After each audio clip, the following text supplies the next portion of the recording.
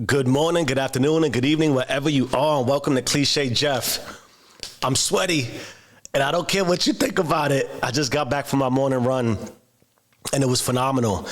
And while I was running, I was looking for inspiration for today's talk, and it struck me the idea of stepping back to leap forward, stepping back to leap forward. And the idea that complacency right now is killing you. Complacency right now is restricting you from your go forward. Complacency right now is putting you in a situation where you can't distinguish the forest from the trees. I was, again this weekend, a phenomenal weekend. I posted a short in which I was climbing a hill or running a hill. And that is a lot of the inspiration for step back to leap forward. Before I get into that concept, I also received phenomenal critique this weekend of my show, of Cliché Jeff, of what I'm doing here. And the message to start, and most people, man, I'm gonna tell you right now, especially in business, it's a concept that's proven. Whenever you're gonna give critique, you start with something positive because it helps. We're all egotistical, and we all have emotions and pride. And when we hear something that conflicts with greatness and what we think is great, it hurts, it stings. So it starts off with, keep doing the work. You're doing amazing. And the feedback I got was, as I'm trying to again, expand my horizons and learn and understand spiritually, or at least what was referenced to me was in the Bible when the disciples were chosen, and I'm not versed at all, so I'm learning, but when the disciples were chosen, they were all fishermen and carpenters and people who were contributing necessities, the essentials of life to people. And in a nutshell, it was keep doing the work, you're contributing. Keep doing the work, you're contributing, which I feel good about, I feel great about. Now, as far as the critique was along the lines of, hey, find more structure, find a little more discipline. And the great analogy that was presented to me was, it's like I'm sitting down for dinner and you're serving me an entree and I also get the dessert. And right after that, you're giving me another entree, right? I get a steak, I get a piece of cake, then you're hitting me with a pasta dish. Then you hit me with some fish. You gotta start with the soup and the salad. Then you give the entree, and then close with the dessert. And of course, pour drinks in and around there, right? We need that. And the significance of that was, I knew it. I felt it in my bones that's where I was at. Structure was needed. But the significance of this feedback was, it pokes at your insecurities.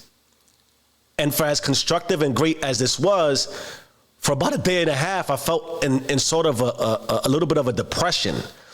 I felt insecure. I felt uncomfortable that, you see, people see you're just not good enough. It's not that great a show. It's not resonating. Stick to your day job, kid. The fat lady has sung. And I remember that night, and it's crazy because as I was going through and flowing through the conversation, and this is family of mine, it's a cousin of mine, it felt great. And I really received it, at least I thought, and I still think I do, I received it well. But walking away, what permeates is the natural insecurities and the ease of, man, I don't gotta turn the mic on. It's one less stress in my life. I can stop thinking about it. I'm not that good. And as I closed the evening, my wife's like, you good? And I said, I'm just not feeling life right now.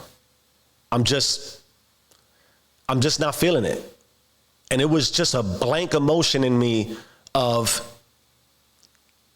just, where you at? And I had to resolve that. And that brings me to step back to leap forward.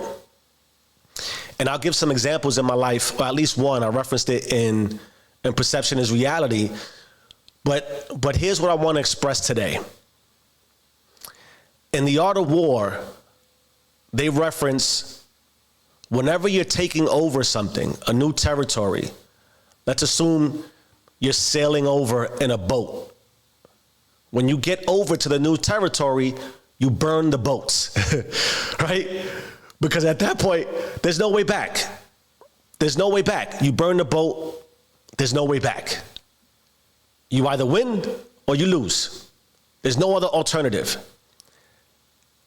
And the complacency I referenced is the fact that you all and I'm guilty, reach a level of complacency where you're like everything is good and you don't burn the boat.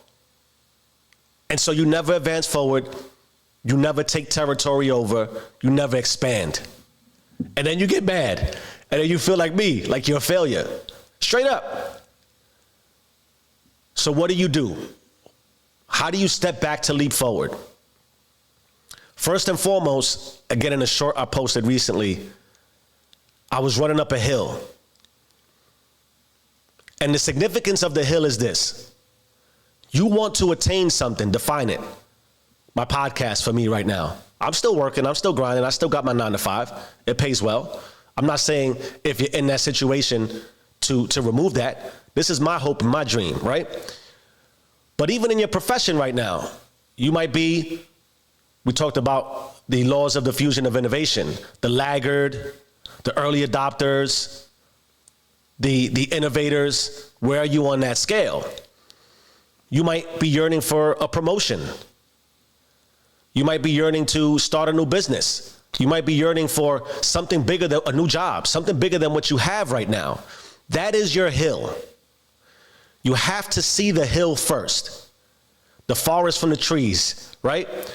Because inevitably, in order to see something bigger, you gotta elevate and change your vantage point. You gotta see from a new level. You gotta go up, natural. How else do you rise? You gotta go up. So you gotta find your hill. And my recommendation to you is when you find that hill, go dark. So I explain my routine. I get up at 4 a.m. By 5 a.m., I'm running. It's still dark. And the reason why I reference finding a hill and starting in the dark is because there is no light, which means there's actually less shadows. And when the light is on, people put on a different mask. So when you see the hill, attack the hill, and what should be obvious to you are that there'll be threats all around. Because when you go in to climb that hill, there's people to the left or to the right who have stopped halfway up the hill, predators lurking. Essentially, you're jumping into the Shark Tank, right? You're a baby lion. So you want to see the hill and start to run that hill regularly. And on your way up the hill, you want to befriend everything around you. Don't worry about what anybody tells you about this person or that person. You can't trust anyone, and you shouldn't trust anyone, but you should trust everyone. In that you're already going against the grain. You're taking a step back, trying to leap forward, but the step back is climbing up the hill, and it's hard. So as you're climbing the hill, you are inevitably weak, and you're continuing to exacerbate your weakness in that you haven't climbed the hill yet. You have no stamina for it. So the last thing you want to do when you're trying to get to a new spot and about to burn your boat is create enemies. So assume everyone is a friendly. And when you're walking up or climbing the hill, don't walk it, run it. You got to run it. I'm not saying sprint it. Eventually you'll sprint. Jog it first. And don't start with a walk. A walk is not a step back enough. You got to gas yourself out to build up new stamina, to build up new learnings. So you're going up the hill and you're like, okay, to my left are a bunch of landmines. I don't want to step in those. To my right, there's a bunch of snipers. A little bit ahead, like halfway up the hill, is a bunch of bullies that are mad at life. And when I reach there, they're going to be pushing me back. So the hill is hard. And as you're climbing the hill, you got to know how to sidestep and walk around the landmines. Because inevitably, sometimes you got to go left. To the right with that sniper, you got to know, I'm a friendly. We good. All great leaders have to be great followers. Learn from the sniper. Why did that sniper, why is he or she there? Why is he, she, them, or they there? Why are those landmines there? That group of bullies, they teach you, they educate you. You can't make them enemies. In fact, they're likely scorned and they could be great assets once you get up the hill. But you have to determine that while you're getting up the hill. So you're strengthening yourself. You're taking a step back to leap forward. So you're up the hill, you know landmines, you know snipers, you got the group of bullies. You assess, you evaluate, and you understand what is going to benefit you as you reach the top of the hill. Because once you reach the top of the hill and you get a little taste of it, and you reveal your plan of what you want to do, your environment, if you haven't burned the boat, will burn the boat for you. They're going to put you in a fight or flight situation anyway. So understanding the elements as you're climbing the hill are important. What happens when you get to the top of the hill? It's not always going to be a hill. You're going to reach flat ground. And if you're clear on your concept of, or on your desires of what you want to get when you reach the top, there's already a path. It's a clear path. I want to be a podcaster. I want to be a CEO, CIO, CFO, CMO. I want to own a business. I want to run a company. There's books, there's literature, there's degrees, education, certifications. It's all there, up the hill. When you get to the hill, when you make the decision, you get a little bit of stamina, it becomes a track. Think about, you're running around a track. It doesn't matter if you're in fucking New Zealand or in the Bronx, New York, or anywhere in between. A track is a track is a track. 4 times around, if it's done right, is a mile. It's standard. So now that you've gotten to the top of the hill and you've built yourself some stamina, you've aligned yourself with all the dangers, you've assessed, evaluated what's going to help and hurt, you run the track as many times as you have to. And when you start running the track, I reference my journey. You might be at 15-minute miles. And they'll tell you, in order to leave the track and attain the next level, because there's more hills, you got to go from a 15-minute mile to a 10-minute mile. And that grind takes you whatever it takes you. Some people are in a month, a year, 10 years, but you gotta run that route. And you gotta run it until you dominate it, until you supersede what it is that allows you to excel. Because your boat is burned. Now what happens?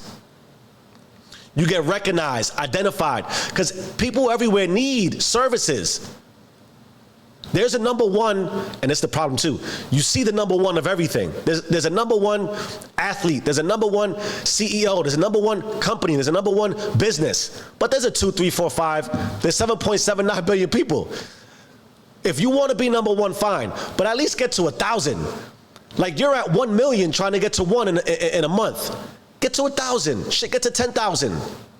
Take your paces. Now, when you're done running the track and you get everything that's required for that level, you start to dominate because you want to get up another hill. But before you get to the next hill, you're going to go downhill.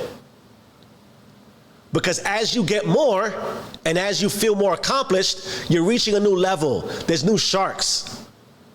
So in order for you to get to that next hill, which is going to be steeper, you dominate your hill, which then turns into a steep hill downward. And what happens is on your way down, you take the fucking sniper out if it doesn't make sense. All those bullies, you kill them. you remove them, eliminate them. The landmines, you can even, if you have to calculate in a calculated way, send those bullies out to the landmines. They probably forgot about them. That's just what it is. You can't take everybody with you. But in that process, you should learn and build enough relationships that you take people with you downhill. Because you're gonna get tired either way. You're gonna need some reinforcements. You can't take the hill alone. You can't take the island alone. You can't burn the boat and be by yourself. You need some allies. Now, when you get back downhill, you're back to flat ground. The difference is now, it's not an obvious track. You're running in a very flat way to your next level. You're looking for your next hill.